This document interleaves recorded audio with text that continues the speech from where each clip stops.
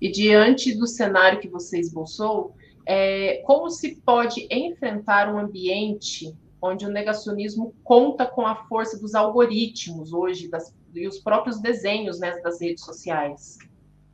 Sim, Keila. É uma tarefa muito, muito, muito difícil e que, de certa forma, vai passar pela conscientização dos professores e dos alunos, das pessoas que trabalham com a educação, de que os desenhos das redes sociais precisam também serem revistos. Um problema que eu tenho observado e que tem sido tratado já por muitos pensadores e investigadores no meio acadêmico é o que nós chamamos de falsa simetria. Isso é uma armadilha que nós estamos ainda encurralados por ela.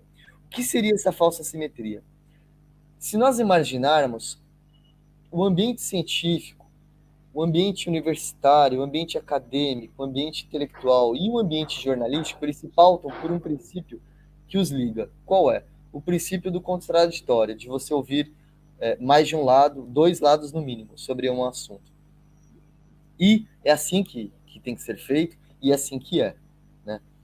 O problema foi quando alguns ramos da economia, da sociedade, perceberam que, como a linguagem moderna, a linguagem da era do eu sei, como eu mencionava com você, é em cima do contraditório, alguns ramos da nossa sociedade começaram a utilizar este debate, este formato de debate, para se apresentar como contendores com algum grau de legitimidade.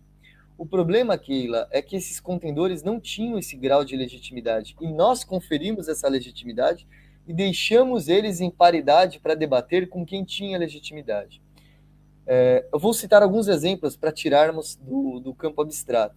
Um dos principais exemplos citado no ambiente de investigação é a indústria tabagista, por exemplo.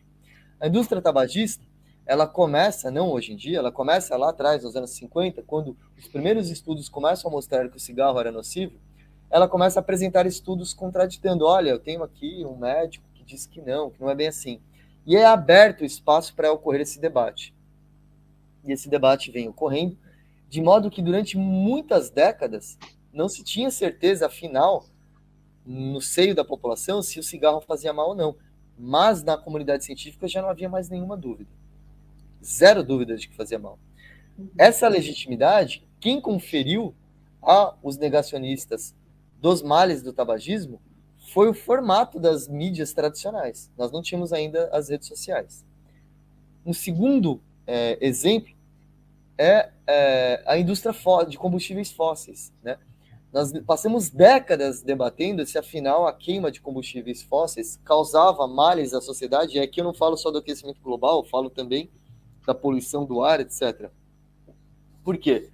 De certa forma, a indústria de combustível fóssil, tal qual a indústria tabagista muito poderosa, conseguiu arregimentar alguns pensadores, cientistas mal intencionados ou até que não tinham muito prestígio para os defender.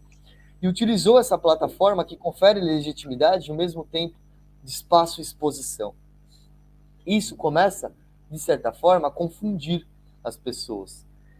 E hoje, com o ambiente das redes, essa situação piorou muito, porque as redes sociais, elas são muito anárquicas, muito horizontais, e não devem deixar de ser mesmo, é assim que são e é assim que devem ser. Porém, nós temos que pensar, sim, em ferramentas para tentar disciplinar essa utilização, para que não se dissemine fake news e notícias que possam causar mal às pessoas. Não é admissível que nós coloquemos para debater um cientista ou um grupo de cientistas renomados que entendam de patógenos para debater o coronavírus com um influencer, com um pseudocientista, com um filósofo, com um político. Né? Não faz sentido. E, infelizmente, o que nós observamos de alguns anos para cá, que as mídias tradicionais, até por receio de perder mercado, etc., elas começaram também a se pautar por essa forma mais anárquica das mídias, das redes sociais. nós precisamos organizar isso no sentido de evitar essa falsa simetria. Não é um debate simétrico se nós tivermos de um lado um cientista que passou a vida estudando clima e um influencer do Instagram que acha que não existe aquecimento global porque ele viu alguns vídeos do YouTube. Isso não é simetria.